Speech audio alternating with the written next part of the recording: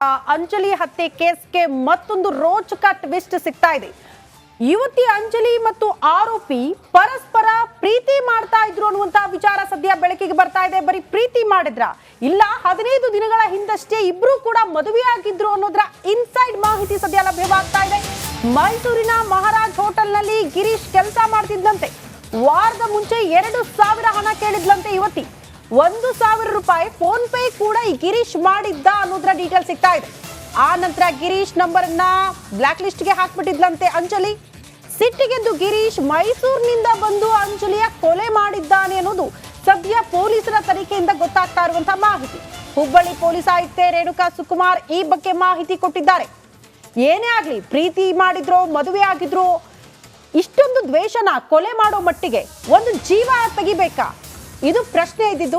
ನೇಹಾ ಹತ್ಯೆ ಪ್ರಕರಣದಲ್ಲೂ ಕೂಡ ಇಂಥದ್ದೇ ವಿಚಾರಗಳು ಬೆಳಕಿಗೆ ಬಂತು. ಇಬ್ರು ಪ್ರೀತಿ ಮಾಡ್ತಿದ್ರಂತೆ. ಅದಕ್ಕೆ ಸಂಬಂಧಪಟ್ಟಂತ ಒಂದಷ್ಟು ವಿಡಿಯೋಗಳನ್ನ, ಫೋಟೋಗಳನ್ನ ಸೋಷಿಯಲ್ ಮೀಡಿಯಾದಲ್ಲಿ ಹರಿಬಿಡಲಾಗಿತ್ತು. ಬಟ್ ಅನೇಕರು ಪ್ರಶ್ನೆ ಮಾಡಿದ್ರು, ಪ್ರೀತಿ ಮಾಡಿದ್ರು ಹೌದು, ಪ್ರೀತಿ ಮಾಡಿದ್ದು ನಿರಾಕರಿಸಿದ್ದು, ಆ ನಂತರ ದೂರ ಆಗಿದ್ದಕ್ಕೆ ಆಕೆಯ ಕೊಲೆ ಮಾಡುವುದು ಎಷ್ಟರ ಮಟ್ಟಿಗೆ ಸರಿ ಅನ್ನೋದನ್ನ ಬಹುತೇಕರು ಪ್ರಶ್ನೆ ಮಾಡಿದ್ರು. ಇಲ್ಲೂ ಕೂಡ ಸಹಜವಾಗಿ ಅಂತ ಪ್ರಶ್ನೆಗಳು ಎದ್ದೇಳುತ್ತೆ.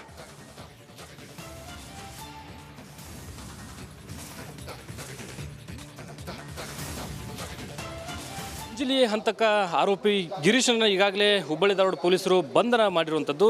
ಆದರೆ ಆತನನ್ನು ಬಂಧನ ಮಾಡಿರುವಂಥ ರೋಚಕತೆ ಅತ್ಯಂತ ನಿಜಕ್ಕೂ ಹುಬ್ಬಳ್ಳಿ ಧಾರವಾಡ ಪೊಲೀಸರು ಈಗಾಗಲೇ ದಾವಣಗೆರೆಯಿಂದ ಆತನನ್ನು ಬಂಧನ ಮಾಡಿರುವಂಥದ್ದು.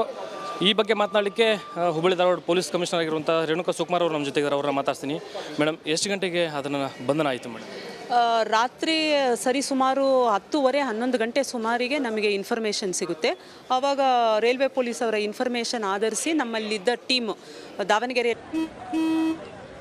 ನಡಿ ಈಗ ಶುರು ಮಾಡೋಣ.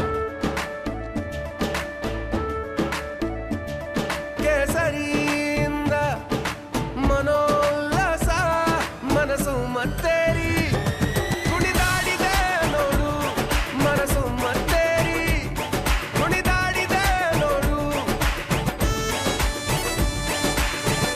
ಕ್ಷಣ ಕ್ಷಣವೂ ಆಚರಿಸಿ ಕೇಸರಿ ಹಬ್ಬ. ವಿಮಲ್ ಬಾಯಲ್ಲಿ ಹೇಳಿ ಕೇಸರಿ. ಇದ್ದಂತಹ ಟೀಮು ಅವನ್ನ 11 ಗಂಟೆ ಸುಮಾರಿಗೆ ವಶಕ್ಕೆ ಪಡ್ಕೋತಾರೆ. ಎಲ್ಲಿಂದ ಎಲ್ಲಿಗೆ ಪ್ರಯಾಣ ಮಾಡ್ತಾ ಇರ್ತಾರೆ ಮೇಡಮ್ ರೈಲ್ವೆ ಮೂಲಕ? ಅವನು ನಿನ್ನೆ ದಿವಸ ಅವನು ಮೈಸೂರಿಂದ ಹೊರಟು ಅವನದು ಆಬ್ಜೆಕ್ಟಿವ್ ಗೋವಾ ಹೋಗಬೇಕು, ಗೋವಾದಿಂದ ಮುಂದೆ ಬಾಂಬೆ ಹೋಗಿ ತಲೆಮರೆಸ್ಕೋಬೇಕು ಅಂತ ಹೇಳಿ ಅವನು ಪ್ಲ್ಯಾನ್ ಇತ್ತು. ಅದರ ಪ್ರಕಾರ ಅವನು ಹೊರಟಿದ್ದ ಅಂತ ಸದ್ಯದ ಮಾಹಿತಿ ಪ್ರಕಾರ ನಮಗೆ ಗೊತ್ತಾಗಿದೆ. ಬಟ್ ಬೇರೆ ಬೇರೆ ಅಂಶಗಳನ್ನು ಬೇರೆ ಬೇರೆ ಆಯಾಮಗಳಲ್ಲಿ ನಾವು ಪರಿಶೀಲನೆ ಮಾಡ್ತಾ ಇದ್ದೀವಿ. ಮಾಡಿ ಮುಂದಿನ ತನಿಖೆಯಲ್ಲಿ ಬರೋ ಅಂಶಗಳನ್ನ ತಮ್ಮ ಜೊತೆ ಶೇರ್ ಮಾಡ್ತೀವಿ. ರೈಲ್ವೆಯಲ್ಲಿ ಮಹಿಳೆಯರ ಜೊತೆ ಅಸಭ್ಯವರ್ತನೆ ಮಾಡ್ತಾ ಇದ್ದ ಅನ್ನುವಂಥ ಮಾಹಿತಿ ತಾವು ಹೇಳಿ ಮಾಹಿತಿ ನಮಗೂ ಬಂದಿದೆ. Which needs to be verify ಮಾಡಬೇಕಾಗುತ್ತೆ. ಯಾರು ಪ್ರಾಬ್ಲಮ್ಗೆ ಸಿಕ್ಕಾಕೊಂಡಿದ್ರು, ಮಹಿಳೆ ಯಾರಿಗೆ ತೊಂದರೆ ಆಗಿತ್ತು, ಅವ್ರದ್ದೆಲ್ಲ ಸ್ಟೇಟ್ಮೆಂಟ್ ಐಡೆಂಟಿಫೈ ಆಗಬೇಕಾಗಿದೆ. ಬಟ್ ಅದರ ಬಗ್ಗೆ ಖಚಿತ ಮಾಹಿತಿ ಸಿಕ್ಕ ಮೇಲೆ ನಾವು ತಮ್ಮ ಜೊತೆ ಶೇರ್ ಮಾಡ್ತೀವಿ. ಪರಿಸ್ಥಿತಿ ಯಾವ ರೀತಿ ಇದೆ ಮೇಡಮ್? ಅವನಿಂದ ಯಾವ ರೀತಿ ಮಾಹಿತಿಗಳು ತಮಗೆ ಲಭ್ಯ ಆಗಿದೆ? ಈಗ ಸದ್ಯ ಅವನು ಮಾತಾಡೋ ಪರಿಸ್ಥಿತಿಯಲ್ಲಿಲ್ಲ. ತೀವ್ರ ಗಾಯ ಆಗಿರೋದ್ರಿಂದ, ತಲೆಗೆ ಮುಖಕ್ಕೆ ಗಾಯ ಆಗಿರೋದ್ರಿಂದ ಅವನಿಗೆ ಹೆಚ್ಚಿನ ಚಿಕಿತ್ಸೆ ಅವಶ್ಯಕತೆ ಇದೆ. ಸೊ ಅದು ಟ್ರೌಮಾ ಕೇರ್ ಟ್ರೀಟ್ಮೆಂಟ್ ಆದಮೇಲೆ ಡಾಕ್ಟರ್ ಕ್ಲಿಯರೆನ್ಸ್ ತಗೊಂಡು ಒಂದು ಫರ್ದರ್ ಸ್ಟೇಟ್ಮೆಂಟು ತಗೋತೀವಿ. Thank you. ಇದಿಷ್ಟು ಪೊಲೀಸ್ ಆಯುಕ್ತರಾಗಿರುವಂತಹ ರೇಣುಕಾ ಸುಕುಮಾರ್ ಅವರ ಮಾತು. ಕ್ಯಾಮರಾ ಪರ್ಸನ್ ವಿನಾಯಕ್ ಪೂಜಾರ್ ಜೊತೆ ಪ್ರಕಾಶ್ ಹಿರೇಮಠ, ರಿಪಬ್ಲಿಕ್ ಕನ್ನಡ, ಹುಬ್ಬಳ್ಳಿ.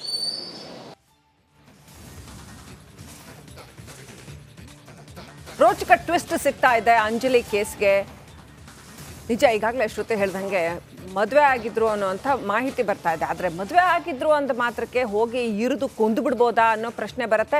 ಯಾರೇ ಇರಲಿ, ಆತ ಮಾಡಿದ ಕೆಲಸ ಅಷ್ಟು ಹೀನಾಯವಾದಂಥ ಕೆಲಸ ಇದೆ. ಹಾಗಾಗಿ ಆತ ಆರೋಪಿನೇ ಈಗಲೂ ಕೂಡ. ಅದು ಅತ್ಯಂತ ಹೇಯ ಕೃತ್ಯನೇ. ಎನಿವೆ, ನಮ್ಮ ಪ್ರತಿನಿಧಿ ಪ್ರಕಾಶ್ ಕನೆಕ್ಟ್ ಆಗಿದ್ದಾರೆ. ಪ್ರಕಾಶ್, ಅಂಜಲಿ ಕೇಸ್ಗೆ ಸಾಕಷ್ಟು ಬೇರೆ ಬೇರೆ ರೋಚಕ ಟ್ವಿಸ್ಟ್ ಸಿಗ್ತಾ ಇದೆ. ಬೇರೆ ಬೇರೆ ಆಯಾಮಗಳು ಮಾಹಿತಿ ಹೊರಗಡೆ ಬರ್ತಾ ಇದೆ. ಏನೇನಾಗಿತ್ತಂತೆ ಪ್ರಕಾಶ್?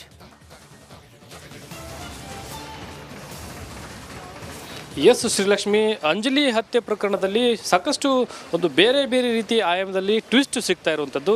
ಒಂದು ಕಡೆ ಈಗ ಮಾಹಿತಿ ಲಭ್ಯ ಆಗಿರುವಂಥದ್ದು ಏನಂದರೆ, ಅಂಜಲಿ ಮತ್ತು ಆರೋಪಿ ಗಿರೀಶ್ ಏನಿದ್ದಾನೆ, ಇವರು 15 ದಿನಗಳ ಹಿಂದೆ ಮದುವೆ ಆಗಿದ್ದರು ಅಂತಕ್ಕಂಥ ಒಂದು ಮಾಹಿತಿ ಈಗ ಲಭ್ಯ ಆಗಿರ್ತಕ್ಕಂಥದ್ದು.